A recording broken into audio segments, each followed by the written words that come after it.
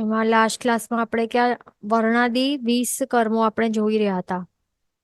Main તો અહીંયા જે ટેસ્ટનું જે ડાઉટ્સ હતા લાસ્ટ ટાઈમ, તેમાં પાછું આપણે ક્લિયર કરી લઈએ. હા, કે શું અહીંયા ધ્યાન રાખવાનું કે તિક્ત એટલે કે કડવા ઓપોઝિટ છે. અહીંયા કર્મગ્રંથમાં માત્રમાં એવી રીતે ઓપોઝિટ્સ એવી રીતે બતાડેલા છે, તો તે આ યાદ રાખવા પડશે. એટલે જ્યારે તિક્ત રસ નામ કર્મ ઉદયમાં રહેલું હોય તો ત્યારે શું થાય, એ જીવના શરીરનું રસ કેવું હોય, ટેસ્ટ કેવું હોય, લીમડા કે કારેલા જેવું કડવો હોય ટેસ્ટ.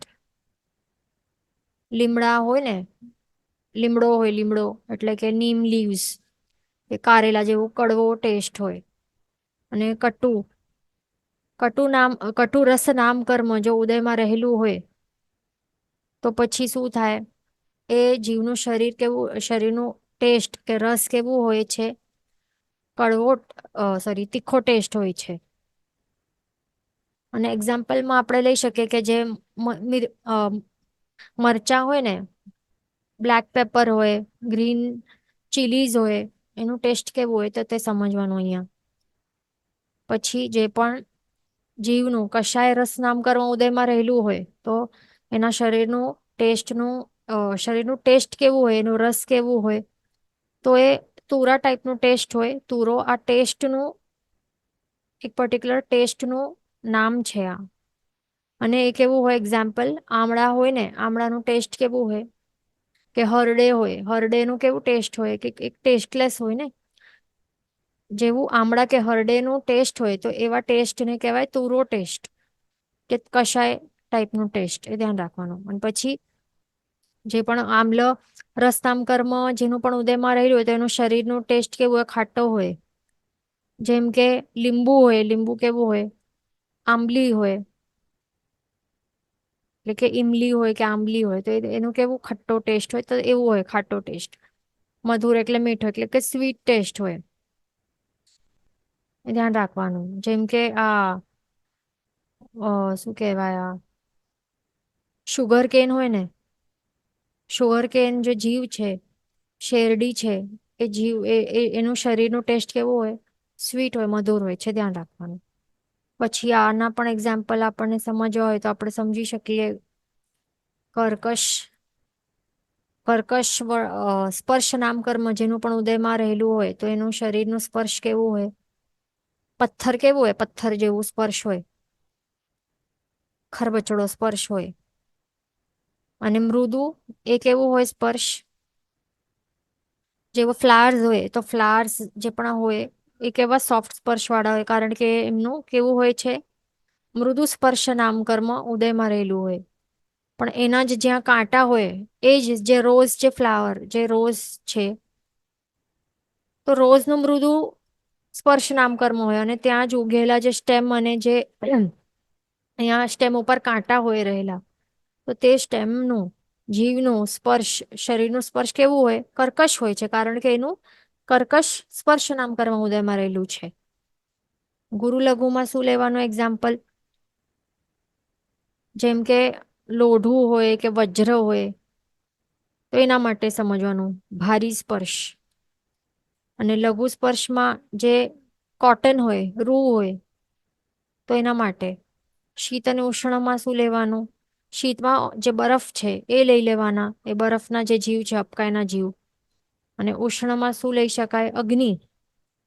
અગ્નિનું શરીરનું સ્પર્શ કેવું હોય, ઉષ્ણ હોય ને, અગ્નિકાયના જીવોનું. પછી સ્નિગ્ધ અને વૃક્ષ, તો એમાં શું છે, સ્નિગ્ધ, સ્નિગ્ધ એટલે કે એક ઓઈલી કે ચિકાસ વાળું કહી શકાય, તો એમાં માખણ છે એ એક્ઝામ્પલ લઈ શકીએ છીએ.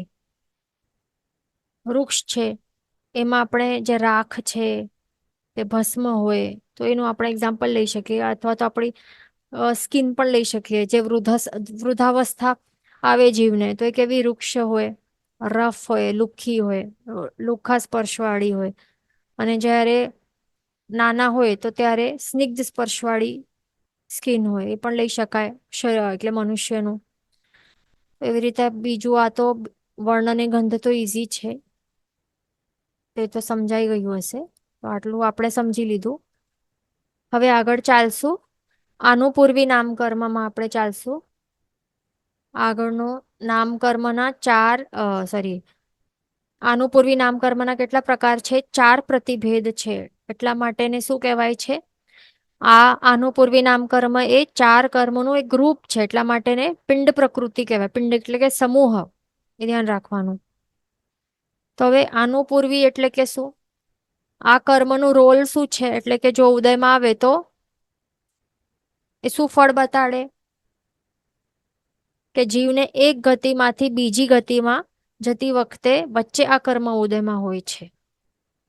એટલે કે હવે જે જીવ છે એનું એક ગતિમાં એનું મરણ થઈ ગયું, તો હવે એક ગતિમાંથી બીજી ગતિમાં જાય.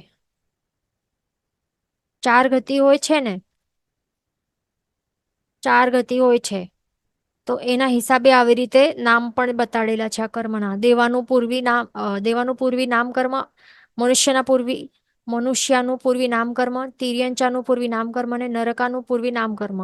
એક ગતિમાં મરણ પામે જીવ તો બીજી ગતિમાં જે લઈ જનારું, એટલે જે રીઝનથી જાય છે આત્મા અહીંયાથી ત્યાં ટ્રાવેલ કરી શકે છે, એ કયા કર્મના ઉદયના કારણે? તે છે આનું પૂર્વી નામ કર્મના ઉદયના કારણે. એ ધ્યાન રાખવાનું. અને એનું ઉદય ક્યાં હોય છે? આનું પૂર્વી નામ કર્મનું ઉદય એ ક્યારે હોય છે? જ્યારે જીવ વક્ર કે વિગ્રહ ગતિમાં હોય ને, તો ત્યારે એનું ઉદય રહેલું હોય છે. વક્ર કે વિગ્રહ ગતિ કરે, આમ કરે, આમ કઈ કરે, વક્ર કે વિગ્રહ ગતિ કરે, તો એ વખતે આનું પૂર્વી નામ કર્મનું ઉદય રહેલું હોય છે. એ ધ્યાન રાખવાનું. હવે એમાં આવી જ રીતે શા માટે હોય? આવી રીતે નહીં હોય ડાયરેક્ટલી, આવો ડાયગનલી એવી રીતે નહીં હોય. પણ જીવની વિગ્રહ ગતિ કેવી હોય, વક્ર ગતિ કેવી રીતે કરે? જે અહીંયા જે 14 રાજલોક છે ને, સમજો કે આ 14 રાજલોક છે આવી રીતે, તો એમાં આકાશ શ્રેણીઓ રહેલી હોય છે. આકાશ શ્રેણીઓ આવી રીતે એકદમ બાજુમાં એવી રીતે એકદમ પરપેન્ડિક્યુલર અને પેરેલલ એવી રીતે આકાશ શ્રેણીઓ રહેલી હોય. 90 ડિગ્રીઝ, 180 ડિગ્રીઝમાં એવી રીતે આકાશ શ્રેણીઓ રહેલી હોય છે. તો આકાશ શ્રેણી એટલે કે શું? આકાશ પ્રદેશોનું શું હોય છે? એક એવી રીતે શું કહેવાય, એ કન્ટિન્યુઅસલી એવી રીતે બાજુમાં લાઈન રહેલી હોય, તો એ એક શ્રેણી બને એના કારણે. તો આકાશ પ્રદેશ જેવી રીતે એ લાઈનમાં હોય, એકની બાજુમાં બીજો, ની બાજુમાં ત્રીજો, એવી રીતે લાઈનસર એવી રીતે અરેન્જડ હોય સ્ટ્રેટ લાઈનમાં, તો એ આકાશ પ્રદેશો ને શું કહેવાય? આખી લાઈનને કહેવાય શ્રેણી, આકાશ શ્રેણી કહેવાય છે. તો જ્યારે જીવ કોઈ એક પોઈન્ટમાં એ મરણ કરે, કોઈક એક આકાશ પ્રદેશમાં ની ત્યાં એ મરણ પામે, સમજો કે અહીંયા મરણ પામ્યો, તો એ પછી અહીંયાથી ત્યાં આવી રીતે ડાયગનલી એ ટ્રાવેલ નહીં કરી શકે. આત્મા કેવી રીતે કરે? આકાશ પ્રદેશો છે એની શ્રેણી ઉપર જ એને ચાલવું પડે, એવી જ રીતે એ ટ્રાવેલ કરે. એક્ઝેક્ટલી આવી રીતે. પછી એને વળાંક લેવું હોય તો આમ લેશે. એ ધ્યાન રાખવાનું. પણ આમ અહીંયા ત્યાં આવી રીતે ડાયગનલી એવી રીતે નહીં લે, એ ધ્યાન રાખવાનું. તો હવે આ કર્મનું કાર્ય શું છે? આનું પૂર્વી નામ કર્મનું એનું વિપાક શું છે, કે ફળ શું છે? એક મિનિટ, વોઇસ વેરી લો આવે છે. વોઇસ બરાબર છે કે બધાને લો લાગે છે? મને ચેટ બોક્સમાં એકવાર જણાવજો, તો પછી હું ચેક કરું શું છે, કઈ પ્રોબ્લેમ છે. હા, લો આવે છે. એક મિનિટ, હવે લગભગ આવશે બરાબર. તો આપણે શું વાત કરતા હતા કે જે આ કોઈ પણ જીવ એક કોઈ પર્ટિક્યુલર આકાશ પ્રદેશમાં મરણ પામે, તો પછી એ બીજે જ્યાં એને ઉત્પત્તિ કરવાનું હોય, એની જે ઉત્પત્તિ ક્ષેત્રમાં એ જાય કેવી રીતે? એક સ્થળથી બીજે સ્થળમાં કેવી રીતે જાય? તો એને શ્રેણીમાં જ ચાલવું પડે. એક્ઝેક્ટલી એ શ્રેણીને જ ફોલો કરવું પડે. એ 180 ડિગ્રી સ્ટ્રેટ એવી રીતે હોય કે એવી રીતે 90 ડિગ્રી સ્ટ્રેટ પરપેન્ડિક્યુલર કે એવી રીતે હોય, એ ધ્યાન રાખવાનું. તો એ આવી રીતે કરવામાં પણ કોઈ કર્મનું ઉદય હોય તો જ એ કરી શકે ને આત્મા. તો એ કયા કર્મનું કાર્ય છે? તે છે આ આનુપૂર્વી નામ કર્મનું કાર્ય છે. એટલે કે એક જ્યાં સ્થળમાં જે મરણ પામે અને પછી એને જો વળાંક વાળવાનું હોય, અહીંયા સમજો કે અહીંયા મૃત્યુ પામ્યો જીવ, પછી હવે એને અહીંયાથી હવે એને આગળ ચાલીને એને વળાંક વાળવાનું હોય, જેમ કે અહીંયા હવે એને વળાંક વાળવાનું છે, આવી રીતે ટર્ન લેવાનું છે, વળાંક વાળવાનું છે, તો તે સ્થળથી બીજી શ્રેણી ઉપર ચડવા માટે આ કર્મ સહાય કરે છે. એટલે આવી રીતે એને વળાંક લેવું હોય તો પછી આ જે આનું પૂર્વી નામ કર્મ અહીંયા આ વળાંક લેવા માટે આ સહાય કરે છે. આ એક શ્રેણીમાંથી બીજી શ્રેણી ઉપર ચડવા માટે આ સહાયતા કરે છે. એટલે કે એના કારણે આ જે આત્મા છે એ અહીંયાથી ત્યાં બીજી શ્રેણીમાં ચડી શકે છે, ત્યાંથી એ ટ્રાવેલ કરી શકે છે. અને વધારેમાં વધારે જીવ કેટલા વળાંક લે છે? મેક્ઝિમમ 3 વળાંક લઈ શકે છે. બરાબર, વળાંક એવા એટલે આમ આમ આમ આવા એને વળાંક કહેવાય. તો આ વળાંક કેટલા લે? મેક્ઝિમમ 3 વળાંક લઈ શકે છે મેક્ઝિમમ. અને ટોટલ કેટલા સમયમાં એક જે મરણ સ્થાનથી ઉત્પત્તિ સ્થાન સુધી એ પહોંચવા માટે કેટલા સમય લાગે ટોટલ? તે છે 4 to 5 સમય લાગે. એ ધ્યાન રાખવાનું. મેન એટલે આપણને આ સમજાયું ને કે શું છે. અને સમજો કે અહીંયા જો અહીંયા આપણે એમ કહી શકીએ કે મેક્ઝિમમ વળાંક 3 to 4 લઈ શકે છે. સમજો કે 3 વળાંક લીધું એણે, તો પછી 4 સમયમાં એ પહોંચી શકે છે ઉત્પત્તિ સ્થાનમાં. અને જો એ 4 વળાંક લે તો એ 5 સમયમાં ઉત્પત્તિ સ્થાને ત્યાં પહોંચી શકે છે. અને 4 વળાંક એકદમ રેર કેસમાં થાય છે, એટલા માટે કે જનરલી એમ જ કહેતા હોય છે કે 3 વળાંક લેતો હોય છે જીવ મેક્ઝિમમ. એ ધ્યાન રાખવાનું. તો આવી રીતે આપણને આ સમજાયું પોઈન્ટ. અને સમજો કે જો જીવ વળાંક નહીં લે, સમજો કે હવે આપણને લાગશે કે સિદ્ધ આત્મા છે એટલે જે પણ જીવ નિર્વાણ પામે છે, અથવા તો સમજો કે કોઈક એવું જીવ હોય જેમને વળાંક જ લેવું નહીં હોય, એવું પણ આપણને ક્વેશ્ચન આવી શકે ને. કે સમજો કે આ 14 લોક છે અહીંયા, અને અહીંયા સમજો કે અહીંયા મનુષ્ય ગતિમાં હતો, અહીંયા ક્યાંક હતો, અહીંયા મરણ પામ્યું, અને હવે એને દેવતાનું ભાવ મળશે, આવતો ભાવ, અને એક્ઝેક્ટલી સેમ શ્રેણીમાં છે. શ્રેણી જે છે ને એવું પણ થઈ શકે છે ને, પોસિબલ હોઈ શકે છે. જરૂરી નથી કે અલગ શ્રેણીમાં જ હોય. એવું ક્યારેક એવું પણ પોસિબલ બની શકે છે કે સેમ ટુ સેમ શ્રેણીમાં જ એનું જન્મ થઈ શકે છે. અહીંયા એનું મૃત્યુ સ્થાન હતું, અહીંયા મનુષ્ય ભવનું મૃત્યુ પામીને હવે એ સેમ આકાશ શ્રેણીમાં એને અહીંયા દેવતા તરીકે અહીંયા હવે ઉત્પત્તિ ક્ષેત્ર અહીંયા છે અને અહીંયા ઉત્પન્ન થવાનું છે. તો હવે એને કાંઈ વક્રગતિ કરવી પડશે, વિગ્રહ ગતિ? એને કોઈ વક્રગતિ એને કાંઈ કરવી નહીં પડશે ને. વિગ્રહ ગતિ કે વક્ર ગતિનું મિનિંગ શું? કે આવું આવું આવું વળાંકો, આ વળાંકોને વક્ર ગતિ કે વિગ્રહ ગતિ કહેવાય છે. પણ જે આવી સ્ટ્રેટ ગતિ કરવાની હોય અહીંયાથી આ પોઈન્ટ સુધી, સ્ટ્રેટ એકદમ સેમ આકાશ શ્રેણીમાં એને આ કરવાનું હોય, ગતિ કરવાનું હોય, તો એને શું કહેવાય? રુજુ ગતિ કહેવાય. ધ્યાન રાખવાનું. તો હવે આપણને લાગશે કે અરે આ જીવ મનુષ્યમાંથી દેવગતિમાં જશે અને રુજુ ગતિ કરવાની છે, એને સ્ટ્રેટ કરવાનું છે, કોઈ વળાંક નથી, તો પછી શું આનું પૂર્વી નામકર્મ ઉદયમાં આવશે? એ જીવને તો નહીં આવે. કારણ કે આપણે અહીંયા જ ક્લિયર કર્યું ક્યારે ઉદયમાં, ક્યારે કામ એનું કાર્ય, ક્યારે રોલ ક્યારે પ્લે કરે છે? જ્યારે એક આકાશ શ્રેણીમાંથી એને ટર્ન લઈને બીજી આકાશ શ્રેણીમાં ચડવાનું હોય, ટર્ન લેવાનું હોય, વળાંક લેવાનું હોય, તો ત્યારે જે શું કરે છે, ત્યારે જ આનું પૂર્વી નામકર્મ ઉદયમાં આવે છે. અને પછી એ પણ ડિપેન્ડન્ટ છે કે આ 4 આનું પૂર્વી નામકર્મો છે એમાંથી કયો આનું પૂર્વી નામકર્મ ઉદયમાં આવશે. એ ડિપેન્ડ્સ કે આ એ જીવ મૃત્યુ પામીને બીજી કઈ ગતિમાં જવાનું છે. જો દેવ બનવાનું હોય તો દેવાનું પૂર્વી નામકર્મ ઉદયમાં આવશે. મનુષ્ય બનવાનું હોય તો મનુષ્યનું પૂર્વી નામકર્મ ઉદયમાં આવશે.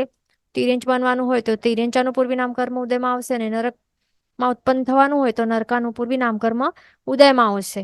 ઓકે, આટલું આપણું ક્લિયર થઈ ગયું હશે આ ટોપિકનું. હવે નેક્સ્ટ છે 11મું નામકર્મ, તે છે વિહાયો ગતિ નામકર્મ. એનું બીજું નામ છે ખ ગતિ નામકર્મ. તો એ આપણે સમજી લઈએ. તો વિહાયો ગતિ નામકર્મ એટલે કે શું છે? આ નામકર્મનું કાર્ય કે એનું વિપાક શું છે, તો તે આપણને સમજવાનું છે. તો હવે મેન તો એ સમજવાનું કે જે ત્રસજીવો છે, એ ત્રસજીવો એ કહેવાય એને એમને ત્રસજીવ શા માટે કહેવાય? કારણ કે તેઓ પોતાની ઈચ્છા હોય ઈચ્છાપૂર્વકે હાલી ચાલી શકે, જે પણ જ્યાં જવાનું હોય ત્યાં એ પોતાની ઈચ્છા મુજબ એ ક્યાં પણ જઈ શકે છે. પણ હવે બધાની ચાલમાં ફરક હોય છે ને. કોકરોચ કેવી રીતે ચાલતો હોય છે, પછી લિઝર્ડ એ કેવી રીતે ચાલે, સર્પ કેવી રીતે ચાલે. ઓકે, તો આપણે વાત કરતા હતા કે જે ત્રસજીવો છે તો તેઓને પાસે હાલવા પોતાની ઈચ્છા મુજબ તે હાલી ચાલી શકે છે. પણ બધાની જે ચાલ છે એમાં ફરક હોય છે ને. બધાની ચાલમાં ફરક હોય છે. જેમ કે ઊંટ અને બળદ હોય છે, તો એમની કેવી હોય ચાલ? ઊંટની કેવી હોય? જેમ કે એ એવી રીતે કંઈક ઉપર નીચે એમ કંઈક અલગ ચાલતું હોય. બળદ કેવી રીતે ગંભીરતાથી ચાલતું હોય, હાથી તો હજી ગંભીરતાથી ચાલતું હોય. હંસની એકદમ એલિગન્ટ ચાલ હોય. પછી કાગડો હોય તો કાગડાની ચાલ કેવી હોય? એ જ્યારે વોક કરતો હોય પગથી, એ કેવી ચાલ હોય? કૂતરાની ચાલ અલગ હોય. વાંદરાની વળી ચાલ પણ એની પણ કંઈક અલગ હોય. તો મેન વાત શું છે? અને હા, પછી નારકીના જીવો એની પણ ચાલ કંઈક અલગ હોય. પછી દેવતાઓ હોય એમની ચાલ અલગ હોય. જે પુરુષો એમની ચાલ અલગ હોય. પુરુષોમાં પણ બધા પુરુષોની સેમ નહીં હોય. સ્ત્રીઓની ચાલ અલગ હોય. બધાની ચાલ કેવી હોય? અલગ હોય છે, રાઈટ? તો હવે એ એ કયા કર્મના ઉદયના કારણે આ બધું અલગ અલગ ફેર રહેલી હોય છે? બધાની ચાલમાં ફરક શા માટે હોય છે? તો તે છે વિહાયો ગતિ કે ખગતિ નામકર્મના કારણે. અને આપણે એવી રીતે જોઈએ કોઈને વોક કરતી સમયે, તો બધાની જે વોક કરવાની સ્ટાઇલ છે કે ચાલ છે એ આપણને જોવામાં ગમે અને કોઈક નહીં ગમે. તો એના ઉપર જ આવી રીતે બે કર્મો અહીંયા બતાડે છે કે એક હોય શુભ ખ ગતિ નામકર્મ, બીજું હોય અશુભ ખ ગતિ નામકર્મ. એવી રીતે હોય છે. તો શુભ ખગતિ નામકર્મ જેનું પણ ઉદયમાં હોય તો એમની કેવી એક જોવામાં સારી લાગે એવા ટાઈપની શુભ ટાઈપની ચાલ કહેવાય. જેમ કે હંસ હોય, હાથી હોય, એમની કેવી ચાલ હોય? શાંત હોય, એલિગન્ટ હોય, ગંભીરતા ટાઈપ વાળી હોય, એવા ટાઈપની ચાલ હોય.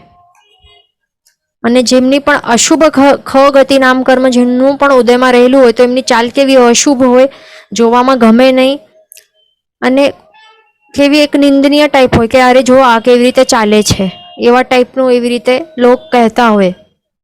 તો એમાં એક્ઝામ્પલ અહીંયા છે ઊંટની હોય, ગધેડા હોય, એમના જેવી ચાલ હોય ને તો એ સમજી લેવાની કે અશુભ ખ ગતિ નામકર્મ ઉદયમાં રહેલું હોય એ જીવનું. તો એવી રીતે આ કર્મનો એવી રીતે વિપાક હોય છે, એ અહીંયા આપણને ખ્યાલ આવ્યું. હવે એવી રીતે આપણને શું સમજાયું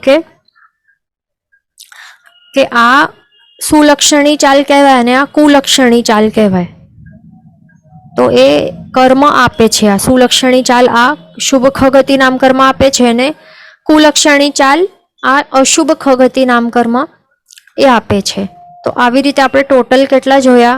અહીંયા સુધી 11 નામકર્મ જોયા અને એમના જે પિંડ પ્રકૃતિઓ કહેવાય 11 પિંડ પ્રકૃતિઓ જોઈ અને એમના ભેદો કેટલા છે?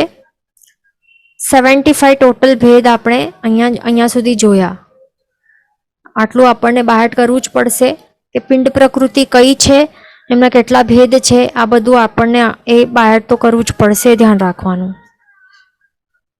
ઓકે, હવે અહીંયાથી આપણું સ્ટાર્ટ થશે પ્રત્યેક પ્રકૃતિ. તો પ્રત્યેક પ્રકૃતિ કેટલા હોય છે? પ્રત્યેક પ્રકૃતિ છે એ નામકર્મોના કેટલા પ્રકાર છે? 8 છે. એમને પ્રત્યેક પ્રકૃતિ શા માટે કહેવાય છે? કારણ કે તે સિંગલ છે, એમના કોઈ પ્રતિભેદો નથી, સિંગલ ઇન્ડિવિજ્યુઅલ નામકર્મો છે. આ 8 એવા સિંગલ કર્મો છે. પહેલું છે અગુરુ લઘુ નામકર્મ, પછી ઉપઘાત નામકર્મ, પછી એક મિનિટ નેક્સ્ટ પીડીએફ આપણને ઓપન કરવાનું છે, એક મિનિટ. પછી છે પરાઘાત નામ કર્મ, શ્વાસોચ્છ્વાસ નામ કર્મ, આતપ નામ કર્મ, ઉદ્યોત નામ કર્મ, નિર્માણ નામ કર્મ અને જિન નામ કર્મ. તો આવી રીતે 8 આ શું કહેવાય? પ્રત્યેક પ્રકૃતિઓ કહેવાય. તો એનું વિવેચન હવે આપણે સ્ટાર્ટ કરશું. સૌથી પહેલું છે અગુરુ લઘુ નામ કર્મ. તો અગુરુ લઘુ નામ કર્મ ના ઉદયના કારણે શું થાય છે? આ કર્મના ઉદયના કારણે શું થાય છે કે જે જીવ છે ને, આ જીવ છે, આ એ શરીરધારી આ આત્મા છે. તો એ જીવને પોતાને જે શરીર મળેલું છે ને, તો પોતાનું શરીર એને ભારી નહીં લાગે, બહુ ભારી નહીં લાગે અને બહુ હલકું પણ નહીં લાગે. એવું હોય છે આ નામકર્મના ઉદયના કારણે. જેમ કે હવે હાથી છે, તો હાથીને શું એવું લાગે છે કે એને પોતાનું શરીર બહુ બહુ હેવી લાગતું હશે? નહીં, એને નહીં લાગે. એને પોતાનું શરીર બહુ ભારે નહીં લાગે. અને કીડી છે, તો કીડીને પોતાનું શરીર એકદમ બહુ હલકું નહીં લાગે. એવું હોય છે, એ ધ્યાન રાખવાનું. તો એવી રીતે હોય છે અગુરુ લઘુ નામ કર્મ. એટલે કે અહીંયા અ છે ને આગળ, અહીંયા ગુરુ લઘુ નથી, એ આ અલગ છે ને. ગુરુ અને લઘુ નામ કર્મ ક્યાં આપણે જોયા? આપણે સ્પર્શ નામ કર્મમાં જોયા હતા ને. એટલે અહીંયા મિક્સ નહીં કરવાનું.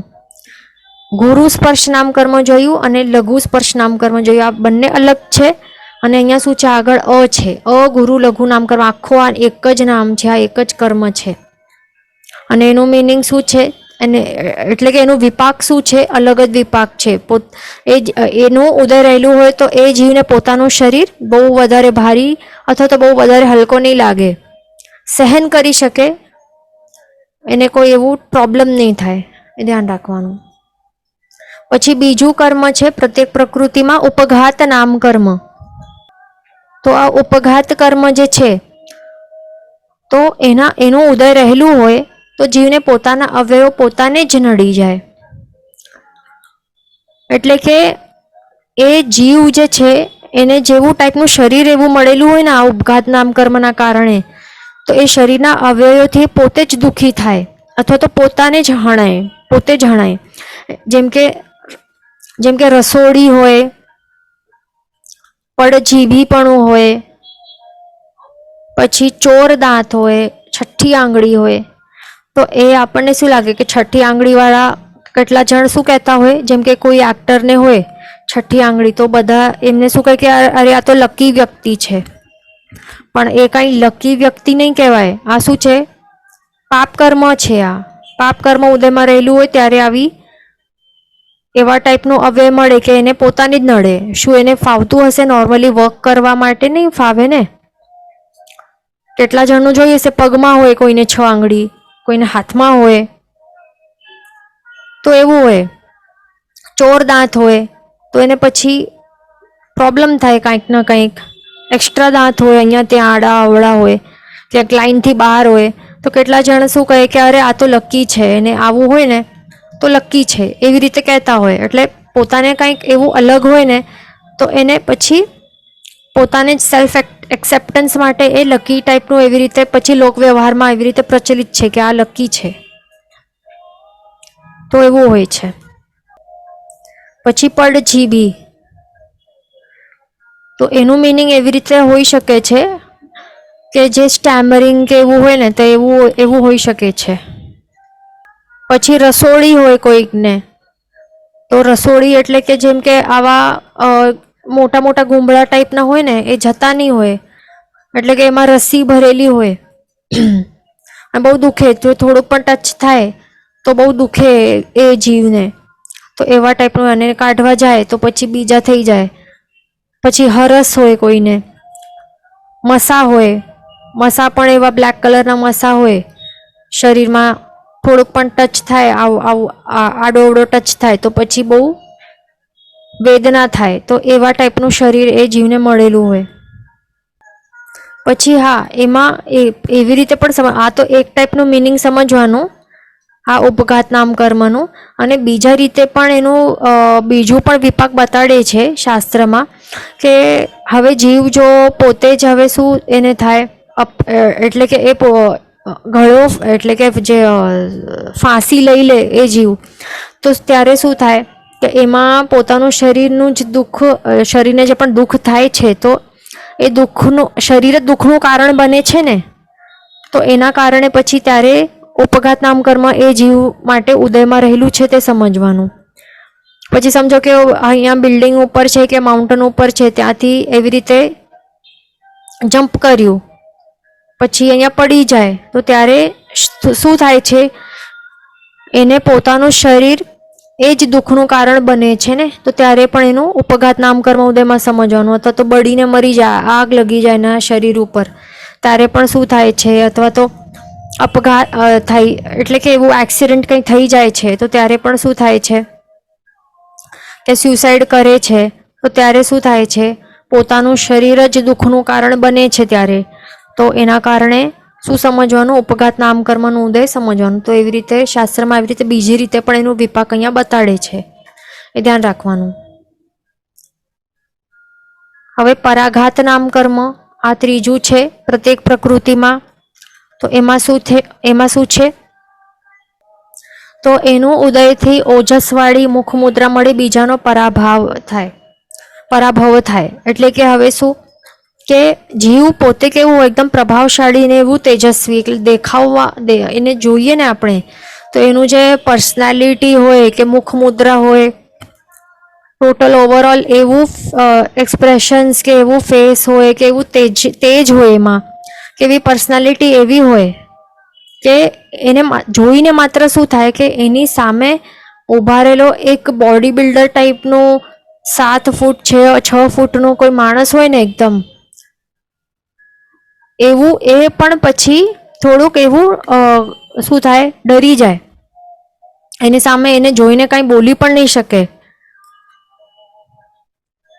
જે ઓપોઝ કરનાર હોય એ જીવને, જે આવ્યા હોય, તો આવા પરાઘાત નામ કર્મના ઉદયવાળા વ્યક્તિ ભલે એકદમ નોર્મલ બોડીવાળું હોય, પણ પર્સનાલિટીને મુખમુદ્રા એવી તેજસવાળી ને એવી હોય ને, તેજસ્વી પ્રભાવશાળી એવા ટાઈપની હોય ને, કે એને જોઈને માત્ર ત્યાં જે પોતે એકદમ શું થાય, ત્યાં જ એકદમ દબાઈ જાય, ડરી જાય, દબાઈ જાય ને કાંઈ પછી બોલી જ નહીં શકે.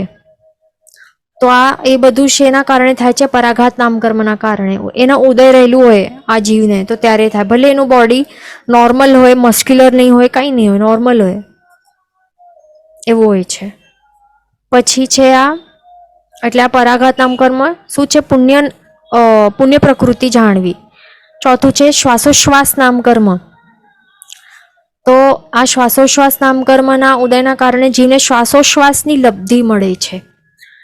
એટલે કે હવે શું એનું મિનિંગ છે કે એ કર્મનો ઉદય હોય તો પછી હવે શ્વાસોશ્વાસ ક્યાંથી લેતા હોય છે, આપણે નાકથી લઈએ ને, નાકમાંથી બ્રીથ ઇન બ્રીથ આઉટ કરતા હોઈએ. અને એટલું જ નહીં હોય, પણ જે સેલ્સ હોય, જે સ્કિન હોય, સ્કિનમાંથી જેને નાક નહીં મળેલું હોય આવું સ્ટ્રક્ચર, તો શું તે શ્વાસોશ્વાસ નહીં હોય એમનું? એક ઇન્દ્રિય છે, 2 ઇન્દ્રિય છે, જે તે ઇન્દ્રિય હોય એમને ત્રીજો ઇન્દ્રિય કેવો મળેલો હોય, ઘ્રાણેન્દ્રિય હોય. તો અહીંયાથી આપણને સમજાય કે ચાલો ઘ્રાણેન્દ્રિય છે, તે ઇન્દ્રિય, પછી ચૌરેન્દ્રિય અને પંચેન્દ્રિય પાસે આ છે ઘ્રાણેન્દ્રિય, તો શ્વાસોશ્વાસ લઈ શકતા હોય. તો શું એક ઇન્દ્રિય 2 ઇન્દ્રિય પાસે આ ઘ્રાણેન્દ્રિય નથી, તો શું એ શ્વાસોશ્વાસ નહીં હોય એમનું? તો એ તો હોય ને, પર્યાપ્તિ તો પૂરી કરતા જે પણ પર્યાપ્તા હોય, તો એમના પાસે શ્વાસોશ્વાસ તો એમનું પણ ચાલતું હોય ને. ચોથી પર્યાપ્તિ છે ને, ચોથી પર્યાપ્તિ કઈ છે? આ જ છે શ્વાસોશ્વાસ, ચોથી પર્યાપ્તિ છે. દેટ મીન્સ જે પણ આ જીવો, જેમનું પણ જે પણ પર્યાપ્તિ, જેમની પર્યાપ્તા જીવો જે પણ હોય, જેમની પણ પર્યાપ્તિ પરિપૂર્ણ કરી ચૂક્યા હોય, બધા પર્યાપ્તા જીવો, તેમના પાસે શ્વાસોશ્વાસ રહેલું હોય, તો એક ઇન્દ્રિય 2 ઇન્દ્રિય પણ એમનું પણ શ્વાસોશ્વાસ ચાલતું હોય. રેસ્પિરેશન પ્રોસેસ આપણે સાંભળ્યું હશે સાયન્સમાં, પ્લાન્ટ્સમાં થતું હોય ને. 2 ઇન્દ્રિય જીવો પણ એમાં પણ આ રેસ્પિરેશન શ્વાસોશ્વાસ ચાલતું હોય, પણ ક્યાંથી? નાક તો હોય નહીં, ઘ્રાણેન્દ્રિય નહીં હોય, પણ જે એમનું બોડી છે, સ્કિન છે, કે જે આવું બોડી છે, શરીર છે, તો ત્યાંથી એ છિદ્રમાંથી ત્યાંથી કરતા હોય. બીજા અંગ હોય, ફિશ પાસે સ્કેલ્સ હોય, એટલે બધાનું જેવું જેવું અંગ મળેલું હોય તો ત્યાંથી પછી એ શ્વાસોશ્વાસ એ સુખપૂર્વક એ લઈ શકે. તો એ કયા કર્મના ઉદયના કારણે? તે છે શ્વાસોશ્વાસ નામ કર્મના ઉદયના કારણે. ફિશ પાસે શું છે? ગિલ્સ હોય છે, તો એનાથી એ કરી શકે છે આવી રીતે શ્વાસોશ્વાસ. તો આ શ્વાસોશ્વાસની લબ્ધિ કોને મળે છે? જેને પણ શ્વાસોશ્વાસ નામ કર્મ ઉદયમાં રહેલું હોય તો એવી રીતે સુખપૂર્વક એ પોતપોતાના પાસે જેવું હોય અવેલેબલ એવું ઘ્રાણેન્દ્રિય હોય કે અલગ કોઈ અંગ હોય કે બોડી હોય, શરીર હોય, તો ત્યાંથી સુખપૂર્વક શ્વાસોશ્વાસ લઈ શકે છે. પછી પાંચમું પ્રત્યેક પ્રકૃતિ છે આતપ નામ કર્મ. તો આતપ નામ કર્મનું વિપાક શું છે? ફળ શું છે? કે પોતે શીતલ છતાં બીજાને ગરમ પ્રકાશ આપે છે. એક્ઝામ્પલ સૂર્યના વિમાનના રત્નો. એટલે હવે આ આતપ નામ કર્મનો શું હોય છે? જે સૂર્ય છે, સૂર્ય વિમાન છે ને, સૂર્યદેવનું જે વિમાન છે આવા શેપનું કંઈક છે ફ્રન્ટ વ્યૂથી. તો આ વિમાનના જડેલા જે રત્ન છે તો એ બધા કોણ છે? આ રત્ન શું છે? સચિત રત્ન છે. અને રત્ન એટલે કે કયો? પૃથ્વીકાયના જીવો છે, ધ્યાન રાખવાનું. આ સચિત પૃથ્વીકાયના જીવો છે તો એ એમને રત્ન કહેવાય છે. તો આ રત્નો એ કેવા છે? એમને આપણે સ્પર્શ કરવા જઈએ આપણને શું લાગતું હશે કે અરે અહીંયાથી હમણાં તો 40 ડિગ્રી સેલ્સિયસ છે, કેટલી ગરમી લાગે છે અહીંયા પૃથ્વી ઉપર, આપણને બહુ ગરમી લાગે છે. તો જે સૂર્યદેવના વિમાનમાં રહેતા જે સૂર્ય જે ઇન્દ્ર છે પોતે, એમની ઇન્દ્રાણી છે, એમના જે પણ પરિવારવાળા છે, જે પણ રહેતા હોય છે દેવતાઓ, અસંખ્યતા દેવતાઓ, તો તેમને કેટલી ગરમી લાગતી હશે ત્યાં, કેટલું ટેમ્પરેચર હશે ત્યાં. પણ એવું કાંઈ નથી, ત્યાં શીતલતા રહેલી હોય. શું હોય? શીતલતા રહેલી હોય. ત્યાં ક્યાં કાંઈ ગરમી બિલકુલ નહીં હોય. તે દેવલોક છે, કાંઈ થોડી ના નરક છે કે બહુ ગરમીથી તાપ લાગતું હશે, ત્યાં તકલીફ થતી હશે, કાંઈ નહીં હોય ત્યાં. કારણ કે જે પૃથ્વીકાયના જે આ જીવો છે એમના શરીર, પોતાનું શરીર કેવું છે? શીતલ છે, ઠંડુ છે, શીતલ છે. એટલા માટે ત્યાં કંઈ એવું ગરમ કંઈ છે જ નહીં ત્યાં સૂર્યદેવની વિમાનને ત્યાં.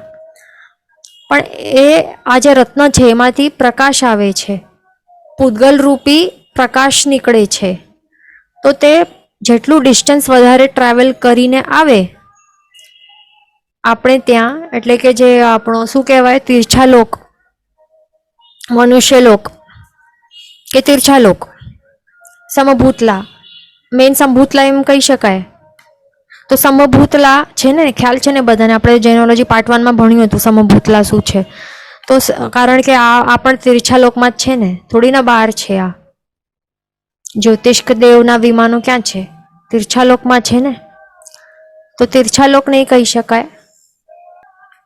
એટલે આપણને શું કહેવાનું? સમભૂતલા. તો જ્યારે આ પૃથ્વીકાય રત્નોના જે પૃથ્વીકાય જીવોના શરીર શીતલ છે પોતે, અને એમાંથી જે પ્રકાશ નીકળે છે એ પ્રકાશ જે છે ને તો અહીંયા નીકળે છે, પણ અહીંયા પણ આ લેવલ સુધી પણ શીતલ જ છે.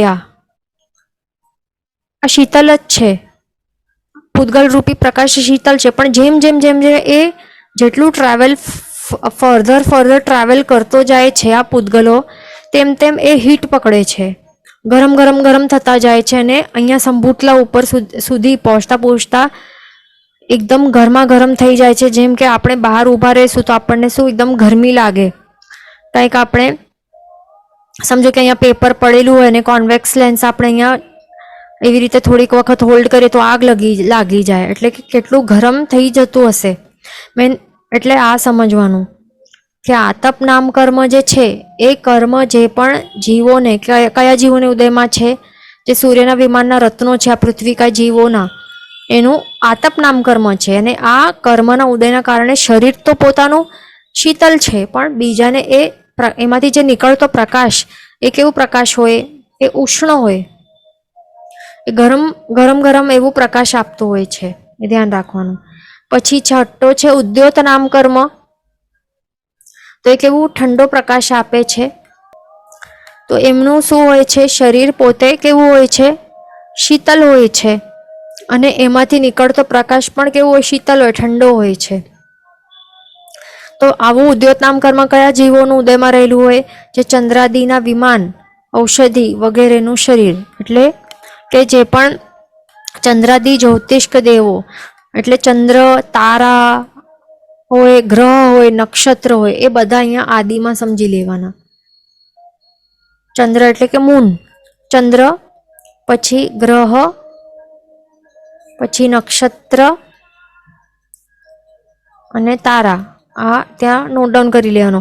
એટલે ચંદ્ર, ગ્રહ, નક્ષત્ર, તારા, આ બધાના જે વિમાનો છે, તો વિમાનો ઉપર પૃથ્વીકાએ જીવોથી જડેલા હોય ને, પૃથ્વીકા જીવોના શરીરથી એમનું વિમાન બનેલું હોય. વિમાન એટલે કે શું,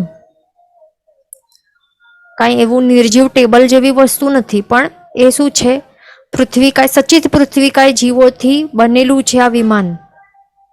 અને એ પૃથ્વીકાય જીવોને નું ઉદ્યોત શરીર નામ, ઉદ્યોત નામ કર્મ એ ઉદયમાં રહેલું છે. એના કારણે શીતલ છે પોતાનું શરીર, અને એમાંથી પ્રકાશ નીકળે, કેવું છે, ઠંડો પ્રકાશ આપે, શીતલતા ટાઈપનો સ્પર્શવાળું આ પ્રકાશ નીકળતું હોય છે, કારણ કે એમનું ઉદ્યોત નામકર્મ ઉદયમાં રહેલું છે. હવે બીજું હજી કોનું એક્ઝામ્પલ આવી શકે છે, જે આઘિયા છે, આઘિયા હોય ને, ફાયરફ્લાઈઝ, તો આઘિયા છે, ફાયરફ્લાઈઝ છે, તો એમનું પોતાનું ઉદ્યોત નામકર્મ રહેલું છે ઉદયમાં. એના કારણે શરીર પણ શીતલ છે, અને પ્રકાશ આપે એમાંથી નીકળે છે, તો એ પણ ઠંડુ પ્રકાશ હોય, ગરમ ગરમ નહીં હોય, એ ધ્યાન રાખવાનું. બીજું, જે પણ વૈક્ર શરીર બનાવતા હોય ને, એ પણ કયું, સ્પેસિફિકલી ઉત્તર વૈક્ર શરીર, ધ્યાન રાખવાનું. ઉત્તર એટલે કે બીજો, પોતાનું એક મૂળ શરીર હોય, એક ઓરિજિનલ હોય, અને જે બીજું બનાવે એ કહેવાય ઉત્તર. તો જે ઉત્તર એટલે કે બીજું વૈક્રિય શરીર જે પણ બનાવે જીવો, તો એમાં કોણ બનાવી શકે, સમજો કે કોઈ મનુષ્ય બનાવે છે, કે દેવતાઓ પણ બનાવી શકે એક્ઝામ્પલ માટે, તો એમનું પણ ઉદ્યોત નામકર્મ ઉદયમાં રહેલું હોય છે. શરીર શીતલ હોય, અને એમાંથી પ્રકાશ પણ નીકળે, કેવું હોય, શીતલતા આપનારું એવું પ્રકાશ હોય છે. બીજું, ચંદ્રકાંત, મણિ, રત્ન વગેરે તે એ હોય છે ને, તો તે પણ એવા ઉદ્યોત નામકર્મના ઉદયવાળા હોય. અમુક એવી ઔષધિ પણ આવતી હોય કે એ કેવી હોય, એનું શરીર શીતલ હોય, અને એમાંથી પ્રકાશ પણ ઠંડો પ્રકાશ નીકળે, તો એમનું પણ એવું સમજવાનું. આ ઉદ્યોત નામકર્મ ઉદયમાં છે. 7મું છે નિર્માણ નામકર્મ. તો આ કર્મ જેને પણ ઉદયમાં હોય જીવને, તો એમાં એને શું મળે, સુથારની જેમ શરીરમાં ચોક્કસ સ્થાને અંગોપાંગ ગોઠવે છે. એટલે હવે જે નિર્માણ નામ કર્મ છે, એનું નિર્માણ કરવાનું કાર્ય છે, ક્રિએટ કરવાનું, એટલે કે ક્રિએટ કરતા પણ પરફેક્ટ વર્ડ છે અરેન્જ કરવાનું.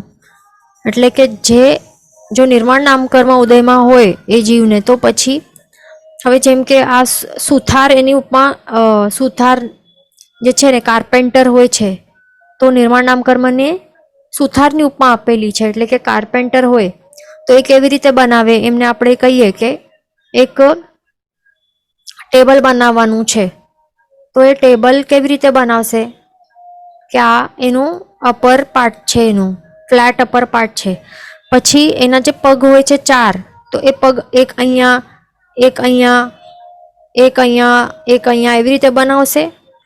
એવી રીતે નહીં બનાવે ને, જેની પરફેક્ટ જગ્યા હોય, તો ત્યાં ચોક્કસ સ્થાને જ એ ત્યાં પગ ફિટ કરે ને. ફ્લેટ અહીંયા હોય ટેબલનું ટોપ, પછી આવી રીતે 4 પગ પરફેક્ટ એની જગ્યાએ જેવી રીતે ચોક્કસ સ્થાને એ ગોઠવે છે. બસ તેવી જ રીતે નિર્માણ નામકર્મ છે, કે જે શરીર છે, મનુષ્યનું શરીર હોય, તો એ હાથ અહીંયા હોવા જોઈએ, શોલ્ડર્સથી નીકળવા જોઈએ, પગ અહીંયાથી નીકળવા જોઈએ, કે નાક અહીંયા હોવું જોઈએ, કાન અહીંયા હોવા જોઈએ, જેમ જ્યાં હોય ત્યાં ચોક્કસ સ્થાને ત્યાં જ ગોઠવે. પછી એનિમલ હોય તો એની પૂંછ અહીંયાથી નીકળવી પડે, તો ત્યાંથી જ હોય, કે નાકથી પૂંછ નહીં નીકળે, બરાબર. એટલે જે જ્યાં હોય તો ત્યાં જે ચોક્કસ સ્થાને ગોઠવે છે, એવું છે આ નિર્માણ નામકર્મનો વિપાક. એમાં આપણે શું સમજાયું અત્યાર સુધી? જે શરીરની રચનામાં આપણે શું જોયું? કયા કયા કર્મો શરીરની રચના માટે રોલ પ્લે કરે છે? તો અહીંયા છે, આ શરીર નામ કર્મ છે. તો એ ટાઈપ ડિસાઈડ કરે છે કેવા ટાઈપનું શરીર હોય. તો એવા ટાઈપના ઔદારિક વર્ણના નામકર્મોથી ઔદારિક વર્ણના પૂદગલ સ્કંધો દ્વારા એવી રીતે શરીરની રચના કરે છે. અંગોપાંગ નામકર્મ શું કરે છે? અંગોપાંગ બનાવે છે.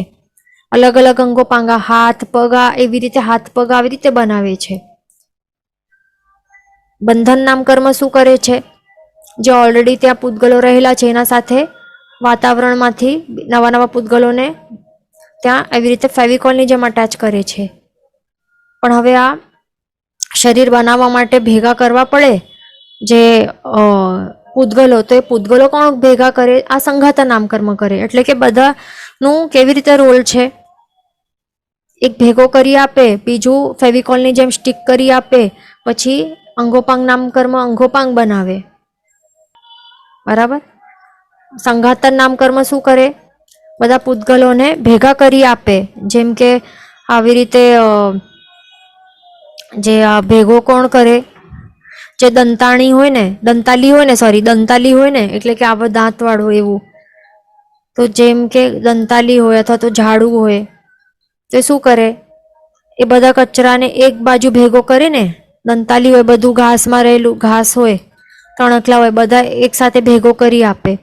તો એનું આ સંઘાતા નામકર્મનું એવું જ સેમ એવું કાર્ય છે કે બધા જે પૂદગલો છે એને દંતાલીની જેમ એવી રીતે એક સાથે ભેગા કરીને આપે. પછી રોલ આવે છે બંધન નામકર્મનું.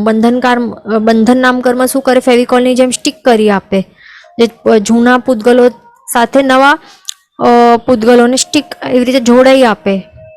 પછી અંગોપાંગ નામકર્મ એવી રીતે અંગોપાંગ બનાવે, એવી રીતે બોડી પાર્ટ્સ અવયવો બનાવે. પછી અવયવો ક્યાં હોવા જોઈએ પ્રોપર જગ્યાએ, એ કોણ કરે?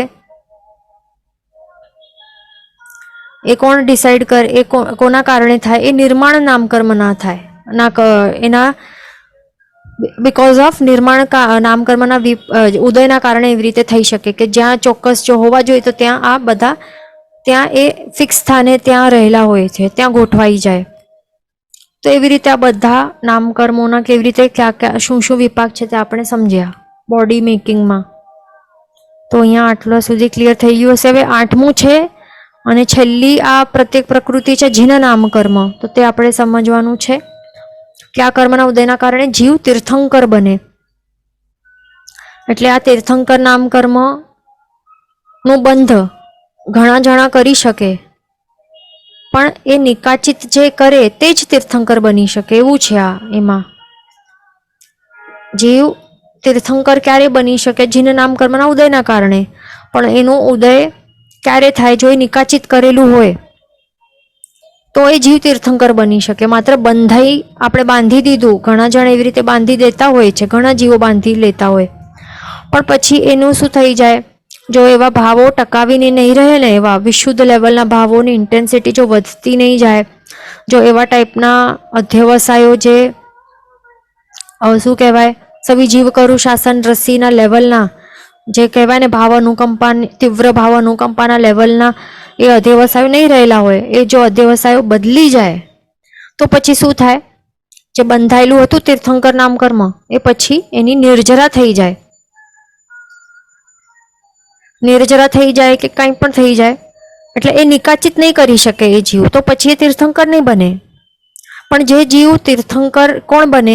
જે એ ગાઢ એમાં રસ વધારતો જાય. જે એક વખત બાંધ્યું પણ પછી આગળ ચાલીને એમાં પ્રત્યેક સમય એમાં રસ વધારતો જાય, એટલે કે શું એને ગાઢ કરતો જાય, પછી એને નિકાચિત લેવલનું કરી નાખે, તો પછી એને કોઈ સ્ટોપ નહીં કરી શકશે. તીર્થંકર બનવાથી કોઈ એને રોકી નહીં શકશે. પછી એનું ફિક્સ થઈ જાય કે હવેથી ત્રીજા ભાવમાં એ તીર્થંકર બનશે. કારણ કે હવેથી કરીને ત્રીજા ભાવમાં એનું તીર્થંકર નામકર્મ કે જીન નામકર્મનું વિપાકોદય સ્ટાર્ટ થશે. રસોદય તો પહેલા પ્રદેશોદય તો પહેલાથી સ્ટાર્ટ થઈ જાય. એનું એ શું ફળ બતાડવાનું, જે બાય અલગ ફળ હોય તો એનું એ બતાડતો જાય, પણ મેઇન જે ફળ હોય જે તીર્થંકર જેના કારણે બની શકે, એટલે તીર્થંકરનું કાર્ય શું છે કે ધર્મતીર્થની રચના કરવી, સ્થાપના કરવી, ધર્મતીર્થની સ્થાપના કરવી, તે જે કરે એને તીર્થંકર કહેવાય. તો એનું એ આ કર્મનો મુખ્ય વિપાક શું છે કે જે જીવને તીર્થંકર નામ કર્મ ઉદયમાં આવે તો એ જીવ એ કર્મના ઉદયના કારણે એ જીવ શું કરે, ધર્મતીર્થની સ્થાપના કરે. પ્લસ જે અષ્ટમહાપ્રાતિહાર્ય છે તો એનાથી એ પૂજિત બને, અષ્ટમહાપ્રાતિહાર્યોથી એમની સેવા થાય. અતિશયો છે એમ તો 34 કહેતા હોય, પણ એમ તો ઘણા અતિશયો હોય એનાથી વધારે, તો એ બધા બધા અતિશયો પ્રગટ થાય. પછી ત્રણેય લોક દ્વારા ત્રિભુવનથી પૂજિત બને. ત્રણેય લોકમાં રહેલા જે ઉત્કૃષ્ટ જે પર્સન્સ, જે જીવો હોય એમના દ્વારા એ પૂજ્ય બને. ઉત્કૃષ્ટમાં ઉત્કૃષ્ટ દ્રવ્યથી, ઉત્કૃષ્ટ નંબરથી, ઉત્કૃષ્ટ ક્વોન્ટિટીથી એ પૂજ્ય બને છે. તો એવું છે આ જીન નામ કર્મ કે તીર્થંકર નામ કર્મનું વિપાક. એટલે કે સૌથી જે ઉત્કૃષ્ટ કે શ્રેષ્ઠમાં શ્રેષ્ઠ જો પુણ્ય પ્રકૃતિ જો કોઈ કહેવાય તો તે કઈ છે, તો એ છે આ જીન નામ કર્મ, અથવા તો તીર્થંકર નામ કર્મ કે જીન નામ કર્મ. એ ધ્યાનમાં રાખવાનું. બીજું એ પણ ધ્યાન રાખવાનું કે જે પણ જીવ છદ્મસ્થ હોય તો એમને તીર્થંકર નામ કર્મનું ઉદય નહીં હોય. કેવલ જ્ઞાન પ્રગટ થાય અને તરત જ નેક્સ્ટ સમયમાં જ તરત જ આ ઉદયમાં આવે એવું રૂલ છે, ધ્યાન રાખવાનું. કેવલ જ્ઞાન પ્રગટ થયા બાદ જ એનું ઉદય ઓન ધ સ્પોટ સ્ટાર્ટ થાય. તો એવી રીતે આપણે સમજ્યા. હવે લાસ્ટ ક્લાસમાં રહેલા જે ક્વેશ્ચન હતા તો તે આપણને સમજવાના છે. અહીંયા ક્વેશ્ચન છે લાસ્ટ ક્લાસમાં આવ્યું હતું કે વાય ઔદારિક કાર્મણ તેજસ બંધન ઇઝ અ સેપરેટ બંધન, does it not get covered in previous ones. એટલે કે એમનું શું ક્વેશ્ચન છે કે શા માટે ઔદારિક કાર્મણ તેજસ બંધન, અહીંયા દેખાય છે ઔદારિક કાર્મણ તેજસ બંધન એક અલગ બંધન છે, તો એમાં અલગથી અહીંયા ઔદારિક કાર્મણ અને ઔદારિક તેજસમાં એક શું કહેવાય, એમાં શા માટે આ નહીં થઈ ગયું કવર, એમાં શા માટે ગણાતું નથી. અહીંયા દેખાય છે ને, અહીંયા શા માટે ઔદારિક કાર્મણ તેજસ એ આવી રીતે સેપરેટ અહીંયા બંધન નામકર્મ છે. શું આ શા માટે અહીંયા કવર નથી થઈ જતું, ઔદારિક કાર્મણ અને ઔદારિક તેજસમાં અહીંયા શા માટે કવર નથી થઈ જતું, એવી રીતે ક્વેશ્ચન છે. તો એમાં આપણને સમજવાનું છે કે હવે ઔદારિક અને કાર્મણ આ બંનેનું જ અહીંયા બંધન બતાવે છે, અને ઔદારિક અને તેજસ આ બંનેનું બંધન અહીંયા માત્ર બતાડે છે. પણ અહીંયા આમાં શું બતાડે છે કે ત્રણેયનું ભેગો બંધન બતાડે છે. ઔદારિક ઓલરેડી અહીંયા પૂતગલો રહેલા છે, તો એની સાથે કર્મો માત્ર જ્યારે કર્મોનો પૂતગલ બંધ થાય તો ત્યારે આ સમજવાનું. એવી રીતે તેજસ માટે માત્ર તેજસ આવી રીતે પૂતગલો બંધાય જોડાય તો ત્યારે આ સમજવાનું. અને ઔદારિક સાથે કાર્બન અને તેજસ બંને સાથે જ્યારે બંધાતા હોય છે એ ફેવિકોલની જેમ કરવાનું કામ આ કર્મોનું થાય છે. એટલે કે ત્રણેય ભેગા છે, અહીંયા ત્રણ છે, એમાં બે કર્મો બે પૂતગલોની વાત છે, પણ અહીંયા ત્રણેય ભેગા સાથે એ બાંધી આપે છે આ કર્મ. તો એ ધ્યાન રાખવાનું, બરાબર. એટલા માટે એવી રીતે અહીંયા અલગથી અહીંયા ત્રીજો બતાડેલું છે. એમાં એવી જ રીતે આનું પણ સમજવાનું કે વૈક્રિય કાર્મણ માત્ર બે અહીંયા ટાઈપના પૂતગલોનું છે બંધન, અહીંયા પણ બે ટાઈપના પૂતગલોનું છે, અને અહીંયા ત્રણેય એક સાથેનું જ્યારે થાય તો ત્યારે આ એનું રોલ આવે છે. એવી રીતે આહારક કાર્મણ આહારક તેજસ અને આહારક કાર્મણ તેજસ એવી રીતે જ સમજવાનું. અહીંયા બે અને અહીંયા 3. ઓકે. હવે બીજું નેક્સ્ટ ક્વેશ્ચન આપણે જોઈએ શું છે હતું લાસ્ટ ક્લાસમાં. અહીંયા નેક્સ્ટ ક્વેશ્ચન હતું કે ધીઝ 15 બંધન કર્મ આર નોટ પાર્ટ ઓફ પાપ ઓર, એક મિનિટ, શું છે These 15 બંધન આર નોટ પાર્ટ ઓફ પુણ્ય ઓર પાપ પ્રકૃતિ એક્સપ્લેન ઇન પ્રીવિયસ ચેપ્ટર. તો એમાં હવે શું છે કે જે શરીર નામકર્મ હતું ને, આપણે આ ભણ્યું હતું ને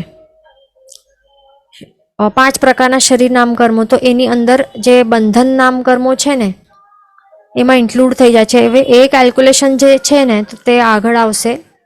અહીંયા આપણે બુકમાં અહીંયા બતાડેલું છે કે નહીં, પણ એ કર્મગ્રંથમાં તો આવે છે. હા, આવે છે. એમાં પેજ નંબર 86 જ્યારે આપણે પહોંચશું ત્યારે આપણે લઈ લઈશું, એટલે કે એમાં પણ આવે છે ત્યારે આપણે લઈ લઈશું. ઓકે, એટલે મેઇન શું સમજવાનું કે શરીર નામકર્મની અંદર ઇન્ક્લુડેડ છે. ઓકે, પછી નેક્સ્ટ ક્વેશ્ચન શું હતું? Why karman tejas is not covered. અહીંયા આપણને દેખાય છે 14th નંબર વાળું તેજસ ડેશ કાર્બન બંધન. તો એમાં મેઇન અહીંયા શું સમજવાનું કે અહીંયા ક્રમ આપણને નહીં જોવાનું. તેજસ કાર્બન બતાડ્યું છે તો કાર્બન તેજસ પણ અહીંયા સમજી લેવાનું, એટલે એમાં એ જ ઇન્ક્લુડેડ છે. એટલે તેજસ પૂતગલો છે એની સાથે કાર્બન પૂતગલોનું બંધન હોય, અથવા તો કાર્બન પૂતગલોની સાથે તેજસનું બંધન હોય, તો આ જે કર્મ છે એ જ એનું જ રોલ આવશે અહીંયા, એ જ રોલ પ્લે કરશે. એ જ રીતે અહીંયા ઉપરના બધામાં પણ આપણને સમજી શકાય કે હવે સમજો કે ઔદારિક અને કાર્મણ અહીંયા લખેલું છે, પણ કાર્મણ અને પછી ઔદારિક એવી રીતે અલગથી નહીં બતાડેલું નથી ને. ઔદારિક તેજસ છે પણ તેજસ ઔદારિક નથી બતાડેલું, તો એમાં આપણને એવી રીતે સમજવાનું, વાઇસ વર્ષા સમજી લેવાનું. એટલા માટે અહીંયા એવી રીતે સમજવાનું છે આપણને આ કર્મ ના એમાં. ઓકે, પછી નેક્સ્ટ શું હતું? અહીંયા નેક્સ્ટ ક્વેશ્ચન હતું કે why tejas and karman together again when already individually given. Why tejas and karman, અહીંયા છે ને તેજસ કાર્મણ ટુગેધર અગેન, એટલે કે આ એમાં આપણને શું દેખાય છે કે તેજસ સાથે તેજસ અહીંયા બંધાય છે. આ બાંધવાનું આ કર્મનું કાર્ય છે. કાર્મણ સાથે કાર્મણનું બંધ, આ પૂતગલોનું બંધ કરવાનું આ કર્મનું કાર્ય છે. પણ તેજસ અને કાર્મણ એકમેક સાથે, એ બંને સાથે એનું બાંધવાનું કાર્ય આ એનું છે, એટલે કે એવી રીતે જ છે. આ એમાં ઇન્ક્લુડેડ નથી, પણ આ અલગ છે, આ સમજવાનું. ઓકે, પછી નેક્સ્ટ એક ક્વેશ્ચન હતું કે સંગણ is related only to physical strength and structure, what about નહીં, આ તો થઈ ગયું હતું. પછી આ એક ક્વેશ્ચન હતું કે then સંગયણ is related to physical only, not mental strength. તો સંગયણ જે છે ને તો એ જે ફિઝિકલી જે છે ને એની સાથે તો એ રિલેટેડ છે, પણ જે મનોબળ છે એના સાથે પણ રિલેટેડ, એના ઉપર ડાયરેક્ટલી એ ઇન્ફ્લુઅન્સ કરે છે, એટલે એના સાથે એ રિલેટેડ છે. ડાયરેક્ટલી ઇનડાયરેક્ટલી જે સમજો એવી રીતે છે એ રિલેટેડ, એ ધ્યાન રાખવાનું. કે અહીંયા ક્વેશ્ચન્સ પૂરા થાય છે. નેક્સ્ટ ક્લાસમાં કન્ટિન્યુ કરશો. જીન વચન વિરુદ્ધ બોલાયું હોય તો મિચ્છામિ દુક્કડમ સર્વમંગલ માંગલ્યમ સર્વકલ્યાણ કારણમ પ્રધાનમ સર્વધર્માણમ જૈનમ જયતિ શાસનમ પ્રણામ.